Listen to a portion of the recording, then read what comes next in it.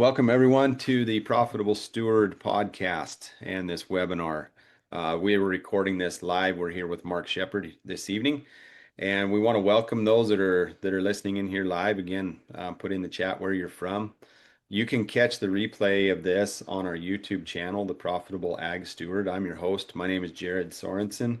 My wife and I are third-generation ranchers here in northeastern Nevada. We're the parents of 9 children. We welcomed our 5th grandchild into our family this year, and we operate on several thousand acres here in northeastern Nevada. We do a cow-calf operation, direct market some grass-finished cattle, custom graze, and we even have some goats on the ranch this summer.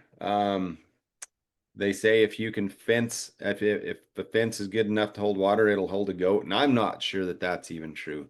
Like, I think they can crawl out of just about anywhere. That's not our main enterprise, but we do believe in diversity.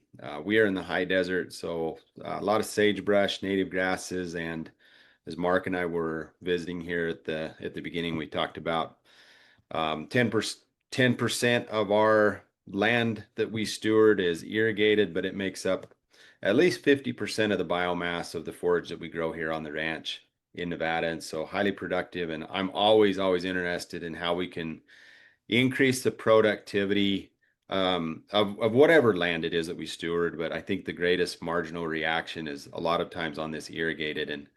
And for those of you who don't understand irrigation, if that's not your context, we have mountains that catch snow in the wintertime. As that snow melts, it is collected into ditches, and then we spread that out across the land. And some of those drainages also have perennial springs, so we can irrigate a little bit year round, but mostly it's the months of April, May, and June, and then the water starts to deplete after that.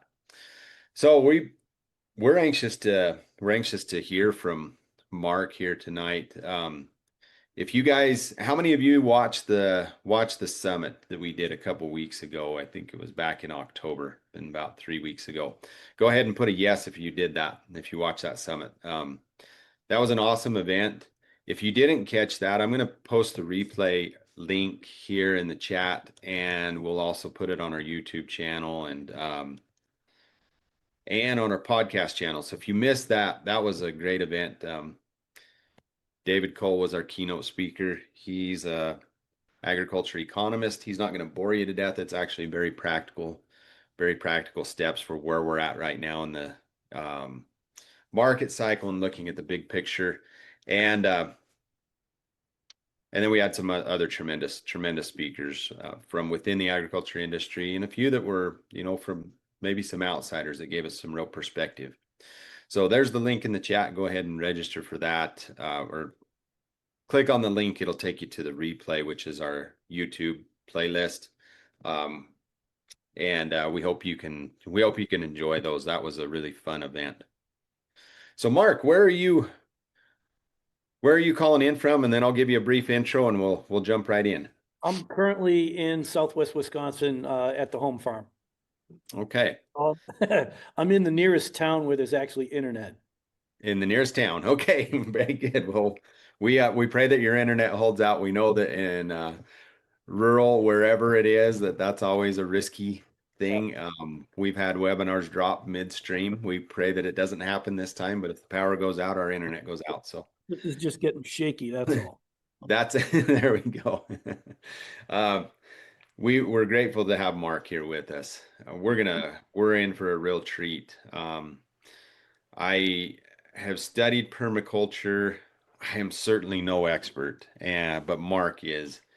That's what he eats and breathes and sleeps and has lived, and he has a lot of context for different environments, different cultures, different parts of the world, and he's going to share that with us here tonight. And so whether you're a small scale, I would say this applies if you're a backyard gardener, or you operate on multiple thousands of acres like we do, and here in some of these western states. There are principles here that you'll be able to, I guarantee you'll be able to apply, and you can walk away knowing that, hey, These principles absolutely work. The application obviously is going to look different depending on your context. So Mark, tell us a little bit about who you are, what you do, and your background here for those who may not be familiar with you. And as I mentioned, uh, we didn't run ads to this, and it just is. This was a very popular subject on Facebook. Is the only place that we posted it. So your name is obviously very well known, but in case somebody's listening to the podcast or the replay, tell us a little bit about who you are. Well, a little bit of background history, and it's going to be super fast thumbnail version. I grew up in the collapsed industrial wasteland of north central Massachusetts as the manufacturing industry was shipped over to China for various different reasons. And my family convinced me to go to a good school to get a good education so I could get a good job. Well, I failed to thrive. That's a nice way to put it. And instead of absolutely totally flunking out, I kind of switched majors, went into something that I was actually passionate about, which was forest ecology. And then when I graduated in 1985, it was the Reagan administration, and I think they were assassinating ecologists or stuff like that. And so there were no jobs available for a fresh, kid fresh out of school. And it was also the closing of the Homestead Act up in Alaska. So I hitchhiked up to Alaska, claimed 5 acres of land, 300 miles from town, way out in the middle of the Mentasta Mountains, and got a hardcore lesson in permaculture. And I use the word, and I use it proudly, and I will stand and defend the definition of it that I was taught by Bill Mollison, who's the guy who signed my diploma. Was permanent agriculture. And our model for a permanent agriculture is nature itself. And if you think about no matter where you are, whether it's, people in Belize or Nevada or Maine, wherever you are, there are plant communities that will regenerate all by themselves. They can thrive in the conditions that they find. They reproduce in the conditions that they find. They expand their populations in the conditions that they find. Whatever the disturbance regime is, whether it's fire or drought or extreme cold or massive herds of bison trampling across the area, those plant communities can handle that disturbance and then regenerate after this disturbance. And an image I like to use is of a market garden it was near Paradise, California. Mm-hmm. When I first found the image, it was the #1 hit for regenerative farm. Well, then the fires went through in Paradise, California. The whole place burned down. And let me ask you a question. Did the broccoli regenerate?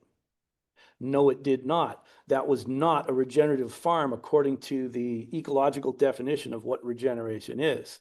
So, and if you go do a search for permaculture, you're going to find all kinds of things with like people making a mud oven. I mean, that has nothing to do with permanent agriculture. That's a cool way to cook pizza, good for you, if you have the clay that will make that oven. And if you're in a place where the rain doesn't dissolve your clay oven. So the whole permaculture, how I was trained, permanent agriculture, meant we were going to model nature and mimic those plant community types. Now let's plant the ultimate human and animal habitat. We'll pick tall species, medium species, shorter species, even shorter species, grasses, legumes, decomposer organisms, and the animals, and let's set up a perennial ecosystem with all of the edibles and the foods and the products that we need to survive, and then turn it loose, and all we have to do is manage it. And so after a while of getting a lot of heat from folks saying, well, that's not permaculture, I got frustrated enough to go ahead and write a book called Restoration Agriculture, because what we're doing is we're doing ecological restoration. We're going to degraded landscapes, which, by the way, are more affordable than a super prime, fabulous landscape. So we're going to degraded landscapes, and we are ecologically upgrading them by mimicking the plant communities that would have been there historically, but going heavy on all of the food plants and or the marketable plants within that plant community type. And think about the ditch on the side of the road, even in northeastern Nevada. There's all kinds of stuff growing in the ditch on the side of the road. Mhm. Who did the site preparation? Who plowed the ground? Who made the compost? Who put on the biological sprays? Who did crop rotation on the ditch on the side of the road? Nobody. So when we imitate the natural plant community types of a region, our work involved in order to manage that system goes down and approaches zero. And all that we have to do is we have to manage for a little bit higher productivity. And how do we manage for higher productivity? By harvesting other parts of the system. So we strive to have every single thing that I do, every time I do any work on the farm, I'm actually harvesting some sort of yield. It may not be enough of a yield to, to pay 8 mortgages, but by going in, helping this particular part of the system, I'm harvesting that particular part of the system. Does any of that make sense at all? Yeah, yeah, it does. It does. And so let's build out on that a little bit, Mark, and just explain. Where I'm gonna go right first before we build out, let's start from this. Now, you guys are talking about profitability of agriculture here. If Mhm. I have something that I've set up, I have my original cost to establish it, say $100, and then I do nothing to take care of it. Then I go out and I harvest a pint of berries. I'm not getting, or even let's say I harvest 1 ear of corn instead of 300 bushels per acre of corn. If I Mhm. had zero cost to take care of that, what's the return on my investment? It becomes infinitely incalculable because you divide by zero and it's called imaginary numbers. So when Mhm. you have your maintenance costs, your production costs dropping down to almost zero, the net profitability is off the charts. The Mhm. growth might not be the same growth that you get, but I have no expenses. So the net ends up being more. Yeah, yeah, makes sense. Makes sense. So yeah, let's I appreciate that you're bringing the profitability into it because that's always my question. Because right now, row crop farmers are struggling.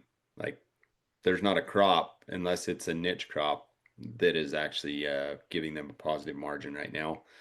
Cattle producers were in a better position this year.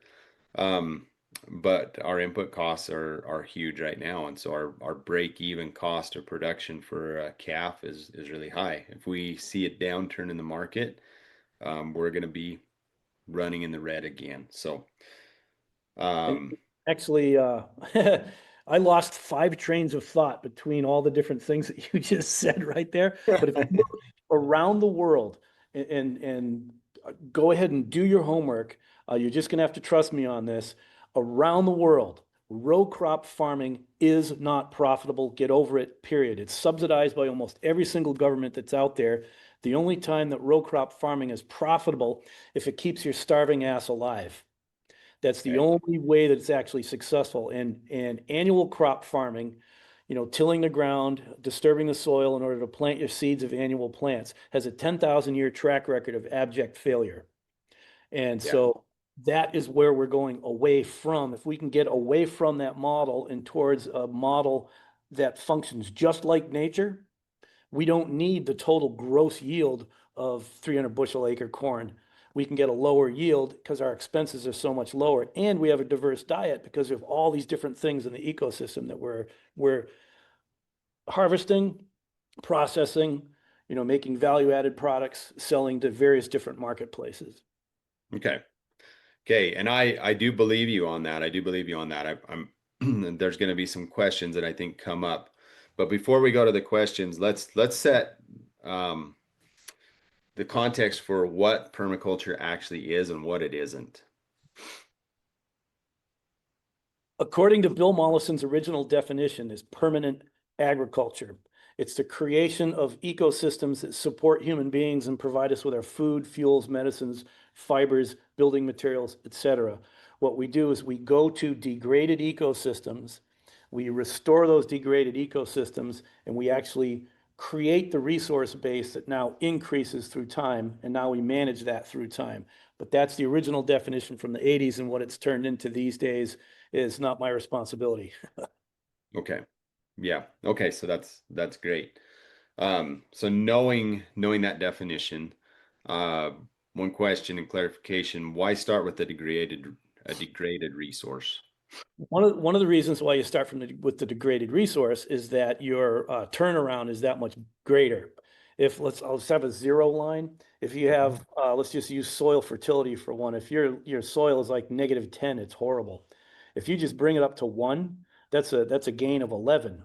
Whereas if you start at something that's already at 5 and you bring it up 1, it's no big deal. Because once you start to approach more fertility and it's a better, more fertile site, you don't get as much gain. And another reason for that is one way to have the system be more profitable. If we look at our whole entire personal economy as this big circle, the real estate is one investment, it's its own business. The Mhm. farming activity, the activity that actually grows crops and or livestock for sale, that's a different business that's on that. Too many people say, oh, I want to buy a farm. What they really mean is I want to buy a piece of real estate. The piece of real estate is now where I actually do farming. So if you look at it as I want to buy a farm and you try to have your corn or your beans or your vegetables or your cattle pay for all of those expenses, you're doomed. That's Mhm. the research I want you to do. If, however, you invest in real estate, that's a good investment. Farmland, real estate prices have been going through the roof, which is one of the reasons why people complain that farming isn't profitable, because they're still trying to explain how to pay for a mortgage on property that's going up 19, 20, 30% per year with a crop that keeps going down in price year after year. It doesn't work to use and it hasn't since like the 1970s. As a whole, to think of land being paid for by the productivity of that land hasn't worked since the 1970s. It's been done on purpose. So if we separate the two in our own personal lives, we have a real estate investment and then we have a farm. Well, so if the real estate over here, that's its own set of books, its own set of numbers, has its own set of, tax deductions, et cetera. Now we have the farm enterprise. The farm enterprise doesn't own any land, so it leases it from the landowner. So now it's paying lease payments, which are a tax deduction every single year. And Mhm. the real estate investment company that's banking on this long-term gain in the real estate, they don't need to charge $85 million a minute for that farmer to actually do the farming. So now anybody who wants to come in and farm on that real estate, their expenses are way, way down because they don't have to carry all of the overhead costs that are associated with owning the real estate. They eventually can buy into that real estate if they so choose. And what happens is you've got a good 5 to 10 years in the early part of a farming career, ranching career, to get your business settled in. You got to figure out, what am I doing? Who am I selling it to? How am I going to, market this, et cetera? How am I going to deliver that? What kind of infrastructure do I need? You're focusing on your farming business because that's really important. And the real estate is taking care of itself and not overcharging you up front. Yeah. Yeah, makes sense. And hopefully, if that doesn't make sense to you, go back and replay and think about this because I think you're absolutely spot on. And So, let's think of the word failure as well. I usually don't use the word failure. There is no failure. There's only feedback. Let's say you just get started farming. You are working on say, I'm going to do produce and I'm going to do produce through wholesalers or whatever. I get started and it's just not working for me, just not working for me. I crash and burn. Well, if I'm just the farmer leasing from the landowner, and I crash and burn, we don't lose the land. The land's still there because the real estate investment is separate from the farming venture. Then you can reinvent yourself, dust yourself off, and go into whatever that next venture is without the huge overhead that you've got to carry with mortgage payments and whatnot. love it. Yeah. And just also as a tidbit, that's how I got started. Like I said, I was a ecology student, homesteader who figured out this kind of permaculture stuff. Let's imitate the ecosystem that I live in. And then I started shopping around the idea to try to find an investor who thought it was a pretty good idea that I could be the maintenance department. So he doesn't have to pay anybody to take care of this real estate investment. He cuts me in on 25% of the deal, all owner financed by him, cuts me in on the deal, and I've got 5 years to figure stuff out and make a go of it. The first 5 years went by, And what we had every 5 years, we would have like a day of reckoning and we'd get the property reappraised. And after that first 5 year period, the real estate prices went down, even though I'd done all kinds of improvements on it, water management, and started cropping where cropping hadn't happened before, built a structure where people could live in that could be rented out and all that kind of stuff. Even so, the real estate prices went down, but because of the agreements that we had, we let it slide. And it wasn't until the second 5 year term goes by, after 10 years, then I can start buying out buying out the original financial partner. And so by doing it that way, he's making his return on investment because it's all based on the appraised real estate value. I'm making Mhm. his real estate more valuable.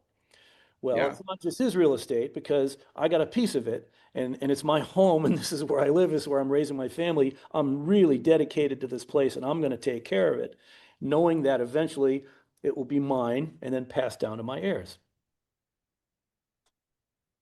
Love it. Um, so you often say that we don't plant trees, we plant ecosystems. What does that mean for a farmer or rancher who's used to a monocrop single enterprise?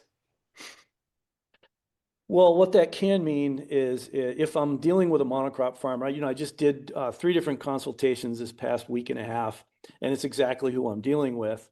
Well, if we're going to go start the transition from your annual crops, we'll do the agroforestry techniques. Just look up the USDA National Agroforestry Center, and alley cropping is probably the most commonly used agroforestry technique with row croppers, and then silvopasture is the most common technique with grazers, ranchers.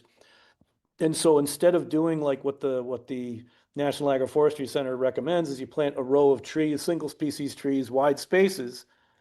Now you have basically an orchard situation.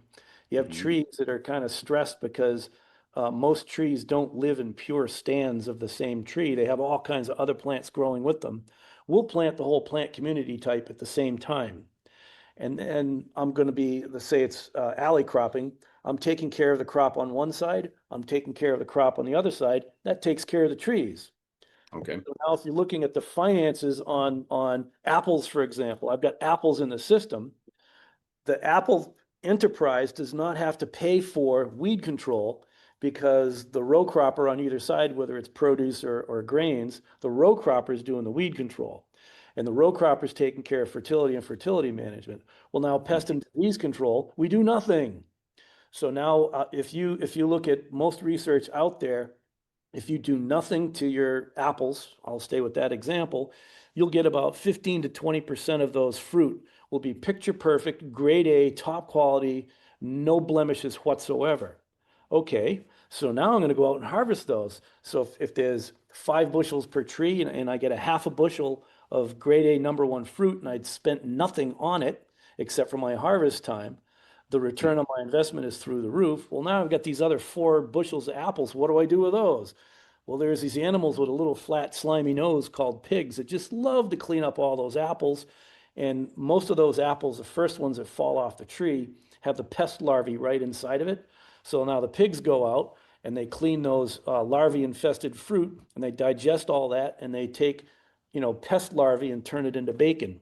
And I just picked my bacon up from the processor today and put it in the freezer just before I came here. So Love I'm it. going to try some for breakfast. Love it. Love it. Well, so paint a picture for us, Mark. Your books are great. They've got illustrations and pictures, but paint a picture of what your farm looks like. Maybe start what it looked like when you took over the stewardship and what it looks like now. When I took over, it was about 2/3 was abandoned cropland. It had been corn the year previous, and about a third of it was pasture that had been severely overgrazed. There was not a blade of grass taller than a golf course green, and there was a small patch of woods, maybe an acre or so, that the cattle had used as their loafing yard because it was the only shade that they had. And evidently, the year before, it was a wet season because it was mud like, a foot and a half deep. There was no vegetation under it whatsoever. And so the first step that we do is we go ahead and we survey the land and we lay out a series of what the USDA calls terraces, permaculturists call them swales and berms. They're basically channels in the ground. You guys would call it an irrigation ditch. So we have all these ditches in the ground, and if you look at your neck right here, there's that place between your collarbone. We'll start there with a little pond that's sized according to figures that you can figure out if you get my blue book and my brown book from Acres USA. And then we make these channels that go slightly downhill to the ridge. And Okay. so every time it rains, or every time you turn on the irrigation ditch, that water hits this new channel and goes out to the ridge. And then we have a level sill on the ridge, and the water spills over and irrigates the ridge. So in most terrain, when it rains, the water collects in the valley and goes away. Even in Mhm. irrigated country, you bring it in on the ditch, you run it through your gated pipe, or you're doing tarps or however you're moving your water on the property, all the water goes down to the valley and goes away. Whereas how we've shaped, my farm, as it tries to get to the valley, it hits the next channel and gets pulled out to the ridge again. Tries to go to the valley, goes to the ridge, goes to the ridge, goes to the ridge. If you have a valley form and it rains an inch or you give it an inch worth of irrigation water, the ridge does not get an inch worth of irrigation water. The valley does not get an inch worth of irrigation water. The ridge gets less because some of it runs off. The valley gets more. So your ridges are dry and your valleys are wet. We reverse that simply by shaping the channels in a very particular pattern. And if you just look up New Forest Farm aerial photographs, um, one of the cool things about doing what I did and being called a crazy crackpot for as long as I have is it's neat to be able to see so many images that people have droned when I wasn't looking. Yeah. Yeah. Okay, so you started with the swales, pulling the water out of the valleys, getting it up onto the ridges. Did you also do like actual terracing Well, see, and that's the thing is when you have a channel and a mound to capture water that's going across a slope, USDA calls that a terrace. There's okay. various different profiles. There's if you just like use a one bottom plow and you make a little furrow in a mound, that's one type of terrace. If you cut a bench cut into a steep hill, that's another kind of terrace. All different terrace configurations. So Okay. that's what USDA calls a terrace. I go back and forth between terraces and swales. Most often I probably say swales. So after Okay. we put swales in on our property, we want to make sure that that extra water that's now soaking in, we're going to utilize it. So I couple it with a planting of woody species. I'll say woody species because there's a whole bunch. Tall trees, medium trees, shrubs, shade tolerant woody plants, vines. And so all of those get planted in a single row. And it's sort of like a narrow ecosystem or like a fence line between fields. Many people would see a fence line between fields. It's got all these different things on it. We put all those things there on purpose. And the goal for me is mostly human food that I can sell and or pig food. That's the Okay. ultimate harvest. Okay. All right. So you got your woody species, and then what comes next? Do And then you if you're growing crops, and so what I did for 25 years, believe it or not, I did between 5 and 10 acres of annual produce. I have 2 acres of asparagus. The if it would be possible for me to pick 40 acres of asparagus in a day, I'd have 40 acres of asparagus out there. But one human being getting up at 5 in the morning, working until 2 in the afternoon, you can do about 2 acres of asparagus in the course of a season. And if you okay. ever try to hire somebody or get a volunteer to do it, nobody can keep up with that. And so you never catch up. As soon as you hire somebody to do it, you're losing and you'll never be able to pay for that labor to do it. But I get up in the morning, springtime, the birds are singing. It's just a beautiful time of year to be out there picking asparagus. So I'd have 2 acres of asparagus and I'd have a midsummer crop would either be cucumbers or green peppers, and then the main fall crops would be some sort of winter squash. And I kind of settled in on acorn squash and pie pumpkins as my main crops. And then winter cover would be mostly used winter rye. And then after the third season, I'd let the rye stand and then harvest the rye either for animal feed or for sale. Okay. So Okay. it would be a 5-year rotation. And if you guys want to go to the Acres USA conference coming up first week of December, the first day of the conference, I'll do an all-day thing and I'll talk about this whole system all day long. So this little webinar here, all day long. A preview. But the 5-year rotation would be a heavy feeder crop first with a winter cover, then a light feeder crop with a winter cover. Well, that winter cover now in the spring of the following year, you frost seed a 3-clover system onto it, red clover, yellow sweet clover, white clover, and you let the grain grow to maturity. Either harvest the grain, roll it down, or bale it, and then let the clover come up through that, let it go to seed, and then go ahead and mash that down. So the idea is to get as much grain reseeding, as much clover reseeding on that site, because year 4, we start grazing through it at least once or twice a year. And then year 5, we'll graze through it once or twice a year. Then year 6, it goes back to the heavy feeder up front. So we accumulate soil organic matter and fertility for 3 years, and then we mine it for 2, then we increase it for 3, mine it for 2. And over the course of it only took 15 years to actually get a serious color change.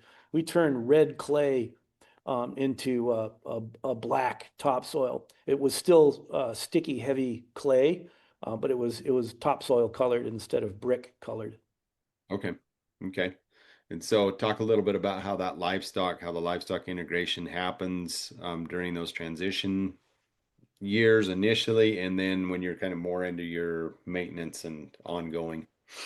Well, so if I've got 5 acres and we're doing if I got 5 acres over here and 5 acres over here, that's all that's in produce. So of that, 2/3 of each. So there's 4 of that is 4 of the 10 is part of the grazing system.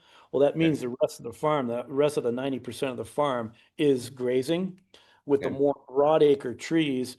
And the trees that you do in Virginia are going to be different than the trees in Michigan, than California, than Nevada, et cetera. And Yeah. so in this area here, we're like right in the middle of oak savanna.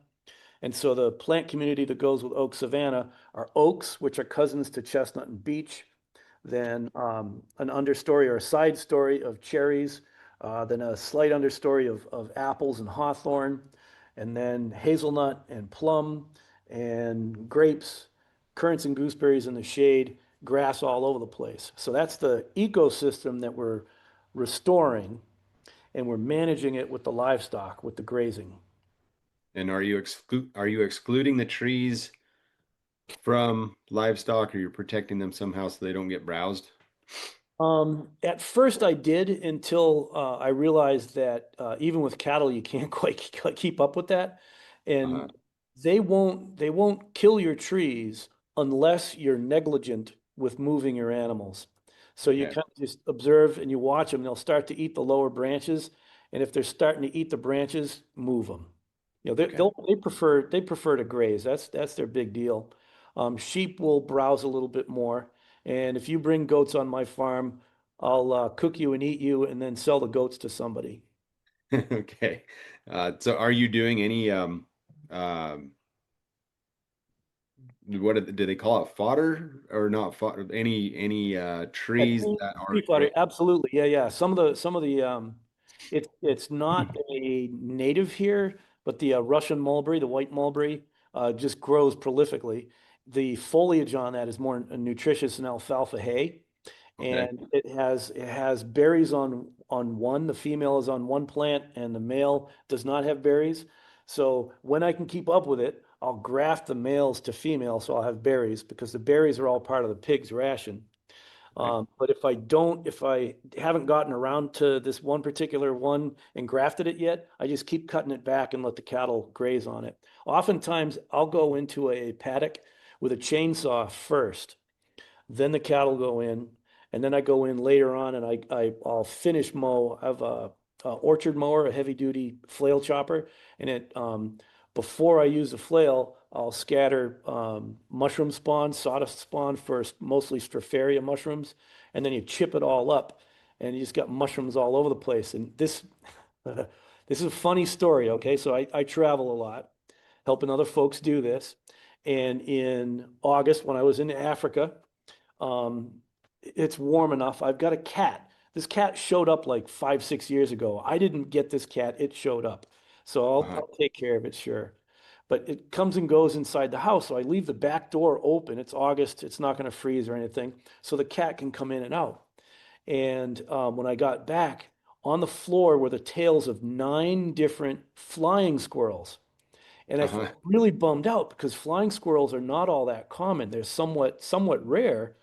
And so, I'm pissed at the cat. I'm still trying to figure out what to do with this cat. But I was just researching recently, and you know what flying squirrels' primary food source is? Is mushrooms. Oh yeah.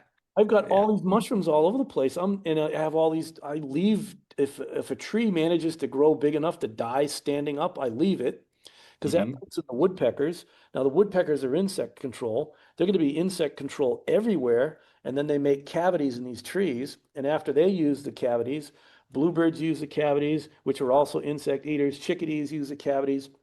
And then flying squirrels use the cavities and they eat the mushrooms that are actually decomposing the tree. It's like whoever designed that system is brilliant. Yeah. Yeah. This is cool.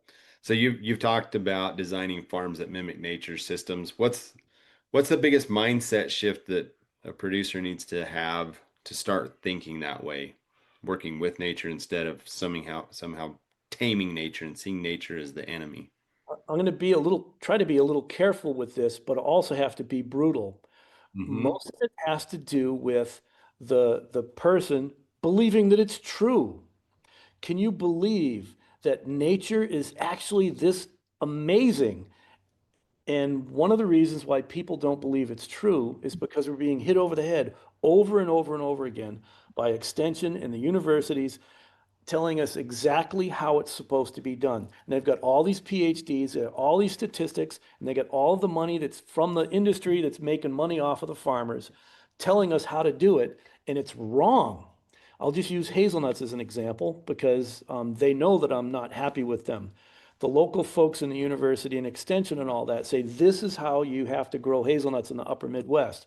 Oh, and gee whiz, it's not economical to raise hazelnuts in the upper Midwest. So therefore, we have to get more money to do more breeding work, to have more, productivity and all that kind of stuff.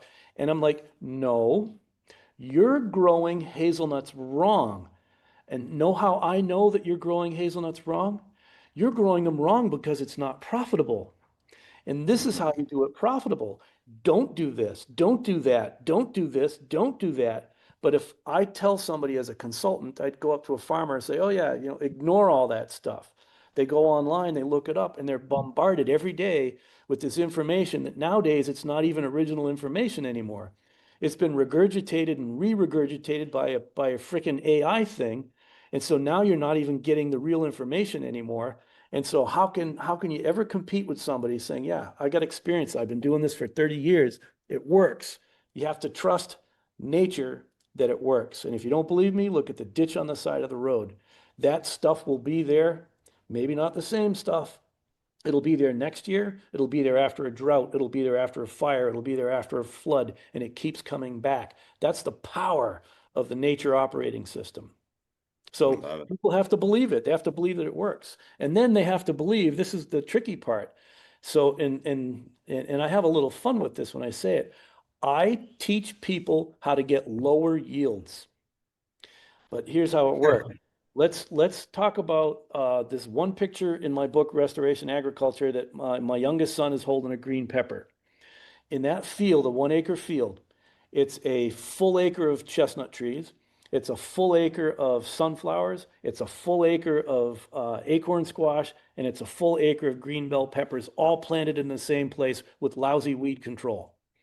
So what happened is I only get about a half a yield of peppers, only get about a half a yield of acorn squash, only get about a half a yield of sunflowers, and only get about a half a yield of chestnuts. A half and a half and a half and a half is 2 total yields. Agroforesters have a term called the land equivalent ratio.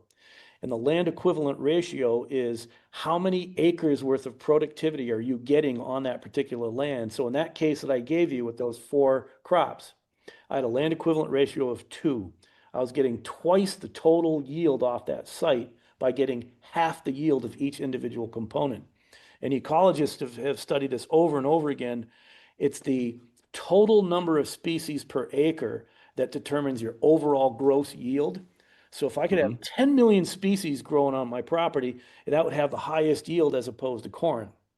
Corn, you'll have 100% corn, but you're going to get pathetically low yields compared to what you could get if you had all these other 999 species in there. The trick is for us farmers, how do we get enough of any one thing to access a particular market? And that has been my balancing act. And I probably three-ish, two-ish, three-ish is the most that I push it nowadays. Once upon a time, I had like 7 going at the same time, and it was just crazy. I couldn't keep up with it. So you Yeah, have to have enough of each individual component to be able to access your market. cool. Yeah, well, there's this is great. There's been some questions that have come in here, but let me get some more context so we understand the big picture here for what permaculture is, and then we can dive into more of the You know what? specifics. Let's leave the word permaculture out of this because there's enough people that are doing mud ovens and Okay, patty cake and sparklers and stuff like that. I'm not talking about that. I'm talking about restoration agriculture, okay, which is farm and ranch scale permaculture according to Bill Mollison's definition, who's my teacher. It's not the same as, go the online, Google the word permaculture. It's not that. okay. So we'll use restoration agriculture. Appreciate that clarification. One of the principles is designing for disturbance and resilience, and you said the land should get stronger every time it's stressed. That's kind of the in health terms you'd call that eustress or positive stress. So, for example, drought, flood, market crash. Um, what design elements make it possible for the land to become stronger and more resilient through these natural disasters or man-made disasters? Well, that's where mimicking the natural plant community types of your region is so critical. There was a guy who was taking a course at my farm. He's like, I want you to teach me how to grow peaches. It's like, it gets to be 40 below zero here. Don't grow peaches. Oh yeah, but you can modify this and do that. And it's like, whoa, whoa, whoa, whoa, whoa, whoa. Yes, you can if you want, but look at all the things you have to do in order to get those peaches to grow. And still, you're going to get a 26-degree day in the spring after everything's bloomed and you lose your whole crop anyways. That's a stupid crop in Wisconsin. Well, we can go with something like chestnuts or the oaks or the hazelnuts. Oh, but they don't yield all that much. That's not the point. The point is that they will survive anything that Wisconsin can throw at it. And you have a whole suite of species in your part of the world, Jared, that will survive everything that place can throw at it, from the fire and overgrazing and decades long droughts. And so by mimicking the plant community type of our particular region, that's how we get that resilience and increase in the boost. Then there's another part of it is management. We have to know when enough is enough or enough is too much. And let's just use grazing. There's people trying to get me into a fisticuffs lately over grazing pigs in the woods. Well, you can have pigs go into a wooded area. That's a natural phenomena, occurs all around the world. However, if you're putting 500 pigs on this patch of woods, and then you're bringing in feed, and you're bringing all this extra nutrient, and they're burying it this deep in manure, and they're plowing it eyeballs deep to the ground, that's not a regenerative practice. That's not good for that particular patch of woods. They come in, they scratch around. They only come in at a certain time anyways, when that particular food source is ripe. Okay. Acorns, for example. But if we design an ecosystem that has food for pigs starting in late May, they eat a lot of grass. So they start by grazing. Then at my place, they go into currants, and then they go into raspberries, and then cherries, mulberries. The mulberries will start like middle of June and go all the way till September. And then somewhere in the middle there, it starts switching over to hazelnuts and oaks and apples. And apples have a good long season from like middle of August all the way up until November. And then they start going into the hickories and they finish on chestnuts right on time to go to freezer camp for the winter. Uh-huh. And so that's different. because there's no additional nutrients coming into the system. This is the system itself, and the animals are just recycling the nutrients that are there so it doesn't overwhelm the ecosystem. And because they're moving around to get the various different forage types at the various different times of year, they're not staying in one place and rooting it all up. So putting your pigs in the woods versus putting your pigs in the woods, it's not the same thing. Not. Hmm. Love it. Did I So successfully avoid answering your question? no, you're doing good. So let's again another maybe context question here. In arid or semi-arid regions like the West, Southwest, we're high desert. How would you adapt restoration agriculture to our ecoregion? Well, we have quite a few systems in place. More in Colorado because we have staff in Colorado, but Okay. we've got projects in New Mexico, California. I think there's one in Nevada and a bunch, Idaho, Utah, that kind of stuff. And so what it is, obviously, in the more arid areas, um, the animals are like the solar battery. When the forage is there, they hit it, they absorb it, they now take the water in themselves and they start sprinkling water across the landscape as they urinate. And so having them move through the system, that's a key part of it. Also designing the landscape so that any snow melt and or irrigation water that comes through is evenly distributed and soaks in. Those of you who are on Instagram, look up Cedar Creek Farm or Restoration Agriculture Development. And there's a project that our guys just finished out in Idaho. And you look at what the pattern looks like. That water pattern will distribute the water forever. And so their irrigation water comes on, and theirs runs through the whole season, and they're at the end of the ditch. And Hmm. so once their system is charged and they've got their grass to field capacity, they bypass it and they send it up to the top of the watershed and it goes down a natural stream. So now they're restoring the ecology of a stream. And we can stop farming and ranching tomorrow. That pattern won't go away and we'll be distributing water whenever water happens to come through there. So that's part of how we adapt to it is by making sure we harvest every last bit of water that we can. Sometimes we don't spread the water out. Like if there's no irrigation available, we'll concentrate the water in a zone. So you're collecting water, say over 100 acres and moving it to a particular location. So you got like a little green pocket. So I have these islands of little green all over the place. And the species Hmm. that we would use would be the trees and shrubs and bushes and vines that are more adapted to the area. Like some Texas systems that we've done are heavy on mesquite, that sort of Okay. thing. Yeah. Yeah. Pretty cool. Yeah. What's your thought on automated or sprinkler irrigation, whether that's pivot hand lines, wheel lines? Um, does it coincide with restoration agriculture and how could it? First of all, things fall apart. Whenever you make a thing, because it's not alive, a living thing continues to grow and add to itself and reproduce itself and have more of itself. A material object is only subject to the material forces, the formative forces that hold it together. So we make an irrigation system from the day you put that on your property, it's worse every single day that goes by. So if you want to spend that kind of money to do that, go for it. If you have one of those systems in place and you want to transition away from it, now it's time to shape your ground and pattern the ground to distribute the water that you do have so that when the pipes start to break and rust and leak and all that kind of stuff, you can now run the water on the ground.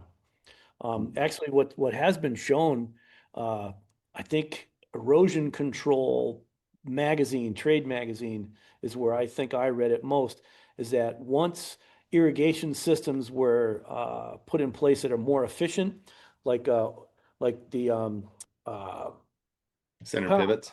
thank you, the pivots, but with the drop sprinklers down low, Hmm. once those came in, people actually used more water.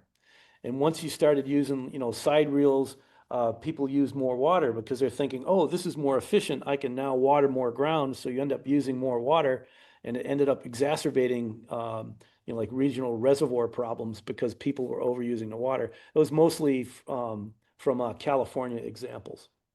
Yeah. What are your thoughts on pumping from aquifers? Could that ever be a sustainable system incorporated with permaculture? Well, Sorry, restoration agriculture. that's all right. That's all right. Not offended at all. So let's think about some things that are going on. In theory, we're told that it takes geological eons for water to get down into the aquifer. Um, I want you to imagine a 1 foot deep glass box full of sand. And let's say that it's 10% pore space. So it's 90% grains of sand and 10% pore space. Well, now I have a 1 foot box of water that's 100% water. So if I take this water and I pour it into the sand, how far down will that water go if I put in a 1 foot of water into a 10% pore space? It goes down 10 feet. So if we're now going to irrigate, we're going to capture that water, spread it out, soak it in. If we can take 1 foot of water and soak it in 10 feet in a 10% pore space, most soil is less than 10% pore space. And so it goes even deeper if you actually let it soak. And so we can recharge aquifers in a short period of time if we actually design the land to do that, and then allow it to actually happen. And then you think about it like in my neck of the woods here, takes geological eons to recharge the aquifer. Well, then how did we get nitrates and atrazine down in the wells in 60 short years?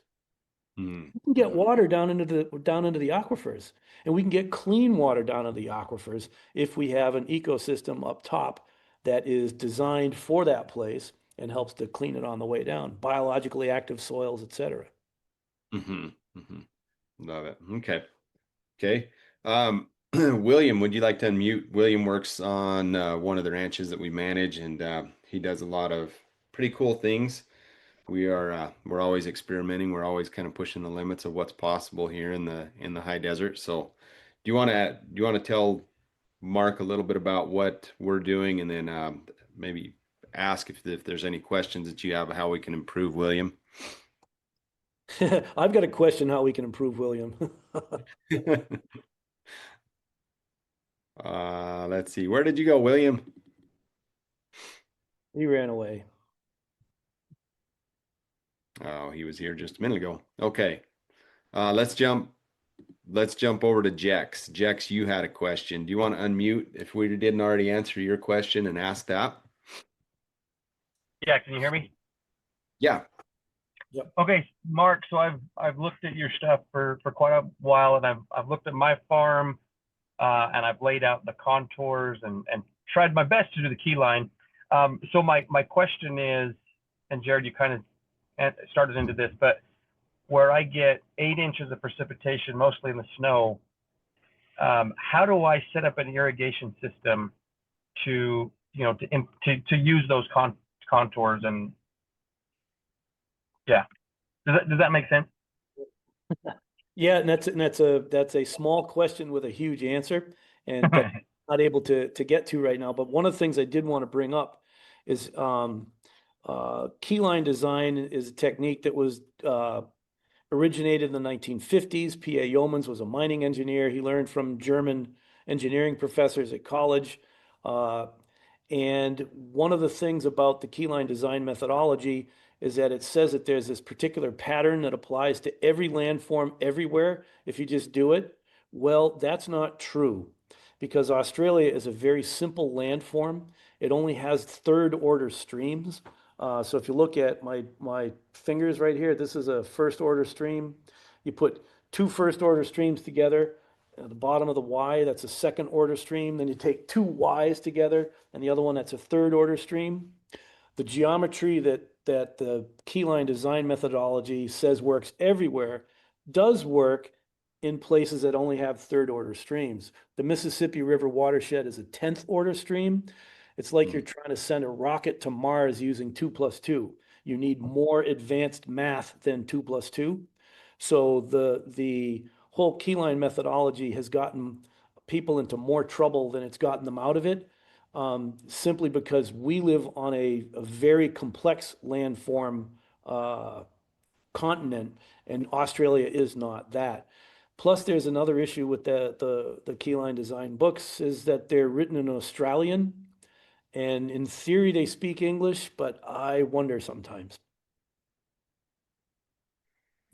I've read your book on the, I think you call it a master key line, not the Yeah, title of the book, but your derivation, your variation of what Yoma did, right?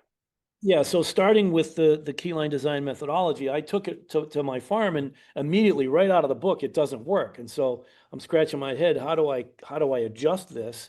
And so I figured out how to adjust it. And so my second and third book deal with the water management. The second one is Water for Any Farm. It's a blue book. Don't order it from Amazon because the photos in it, the images in it are black and white, and it's done in color. There's all kinds of different colors, and it's really important that you see what it's talking about. Order from acresusa.com. And then the brown book is the engineering manual that goes with the blue book. And if you are going to get the engineering manual, you're a real hardcore do-it-yourselfer, be sure to take some like fiber supplements for a week or so ahead of time, because it's a textbook and it's a constipator. Okay. Yeah. Thanks, Jex. Thanks, Jex. So Jex is in a similar Yeah, thank you. environment. He's Utah and similar high desert. So And just to let you know, so kind of like the 2-minute warning or whatever, I've got a group of very grumpy looking farmers sitting around me right now. oh, That, you're gonna so, yeah, I'm supposed to be addressing them as soon as we cut off. I don't want to keep them too long, so. Okay, okay. Nope, that's good. That's good. Well, I think this is a good place to wrap up. So William says he was not able to unmute, but he did ask the question, what's the best way to engage with you ongoing, whether that's through a consult or like you've The way sparked to our connect, interest. yeah, the way to connect would be to find restorationag.com.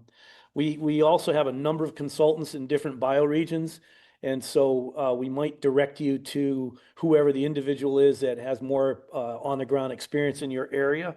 I'm the Okay. one with the most broad experience, but restorationag.com is the place to go. And we do Zoom consultations, and definitely not to miss it, acresusa.com. First week of December, they have a big Eco Ag University conference. This year it's in Madison, Wisconsin. It'll be moving somewhere else next year. It's the longest running ecological agriculture, learning methodology organization that's been out there. It's been going for 50+ years, and it's actually farmer owned. It's not, Mhm. corporate or chemical company owned, et cetera. Love it. Well, good. Yeah, definitely. I've been to the Acres conferences before. They are top notch and well run. You have a final thought for us before you jump into your live training? Um, if you buy a piece of degraded agricultural real estate as a real estate investment business, you may need investment capital to bring it in. Farmland and ranch land has been increasing in value between 18 and 25% for the past 50 years, over and over and over again. It's one of the best investments, passive investments that you can make. So somebody, somehow, you make a passive investment in the real estate. Now you have a farmer come in and sets up a restoration agriculture ecosystem. Now you're going to ecologically upgrade that system, and you will be creating the resource base of the future. You'll be creating the timber that can be harvested 50 years from now. You're going to be creating this topsoil that we're also told takes eons to grow, and it doesn't take eons to grow. You can grow it in a matter of years. And so go ahead and invest in that real estate. Start the farming venture that will actually ag grade that real estate instead of degrade the real estate. And it's a financially bold proposition. And in the future, it's going to be all about how do we feed people and how do we do it with fewer and fewer inputs. Love it. Well, thank you so much, Mark, for joining us this evening. We appreciate your expertise. Thank you for the work that you're doing. You bring a lot of hope to agriculture, and I think we need that right now. So it's not false hope either. I mean, it's bad. It's based on truth and based on principles. So we really This is appreciate real. This is not a theory. We actually do this. Every single one of us at Restoration Agriculture Development, we live this way. It's not something that we've studied in school and got a pretty little picture on the wall for it. And just remember, hope is a scoundrel. It is uphill in both directions. There is no light at the end of the tunnel. It's all tunnel. But what else are you going to do? Mhm. What else are you going to do? Take a step and leave paradise in your footprints. Okay. Well, thank you so much. Yeah, great message, David says. Thanks for your message and be blessed. And absolutely. So, Mark, we appreciate you joining us, everybody. Thank you for being on here tonight. Those that are on here live, if you'd like to stick around, we'll do a quick debrief for those of you. But Mark, we know you've got an engagement, and so be blessed, and we hope to see you at a live event here soon. Thanks for the invite. Make it real. Okay, will do. Will do. All right. So that wraps up this podcast. Thanks everybody for listening. We want to remind you that the replay to the summit is available, and just go to the link that I shared earlier. I'll share that again now. I think let's see. Check that out. It is available for replay on YouTube, and all of the talks are live. So we had some amazing speakers. I'd love to. Yeah, there we go. Love to open it up here. We'll keep the recording going here, but this officially ends the podcast. I'd love to hear 2 or 3 people that would just be willing to share what their takeaways are from being here this evening. Go ahead and unmute, and this will not go on the podcast. This is just a way for us to be able to debrief and share and learn and internalize the principles that we've got here today. So. David said thanks. Florencia said thanks. It's a great reminder to be part of a bigger system. Who else has a comment they'd like to share and do at this point? Feel free to unmute and we'll keep this as a more of a informal interaction.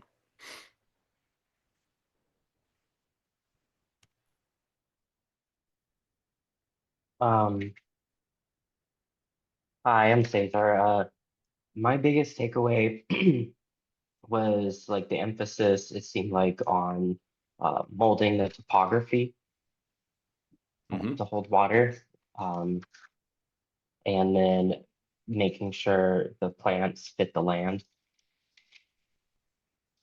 Yeah, the plants fit the land and molding the topography, and yeah, very good. Thank you, Cesar. That's good insights. Good insights. Let's do at least a couple more people that if you're brand new to this event, we like to build a community here, have some interaction. Cesar's been part of the community, so tell us what you learned, and specifically if there's like a takeaway, something that you're going to go home and apply in your backyard, on your farm, ranch, wherever it might be.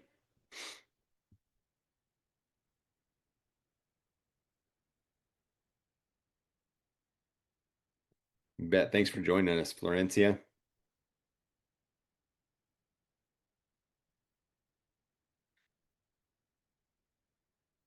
I think for me, the takeaway is that it can be done. It doesn't need to be done across all 10,000 acres.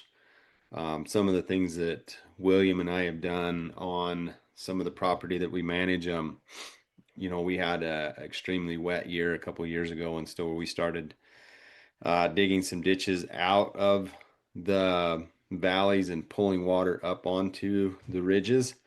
Um, simple thing, we had the equipment to be able to do that. We even actually did, prior to that, I'd done a pocket pond.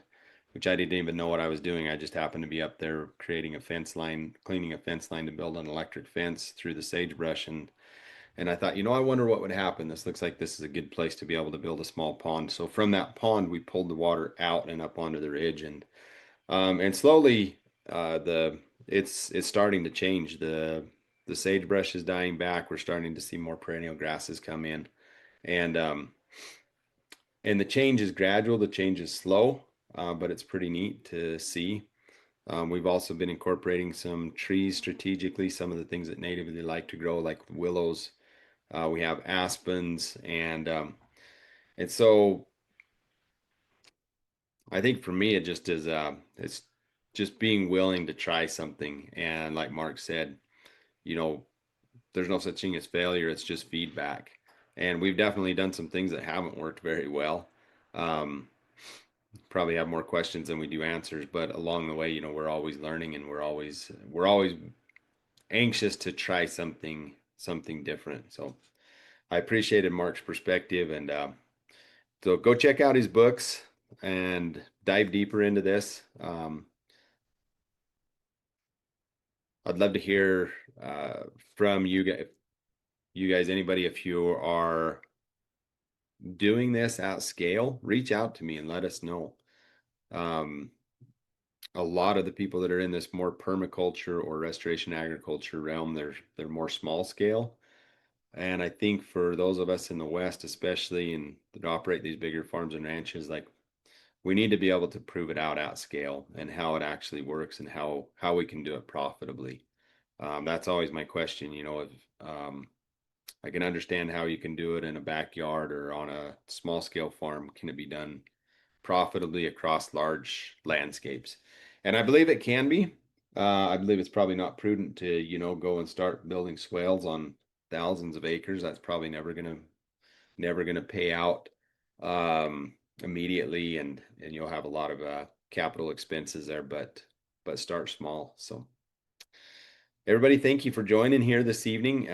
We're going to do another webinar. We're skipping for the Thanksgiving here in the United States, which will be our normal third or fourth Thursday, but we'll have another one in December, which will round out the webinars for the year. So we have one more live webinar. We'll probably have a couple other podcasts that we will post to the podcast channel that are just more interview style podcasts. And definitely go check the replay for the summit. This is, I believe, one of the very best summits that we've ever done, just because the caliber of speakers and the messages they had were very heartfelt. The audience was great. And so check those out on our YouTube channel. And the way to be able to access those are privately listed right now. So go to the link and register, and you'll get the email, and I think probably a text message with the replay for that also. So hope you guys have a good night. Be blessed, and we'll catch you on another event here soon.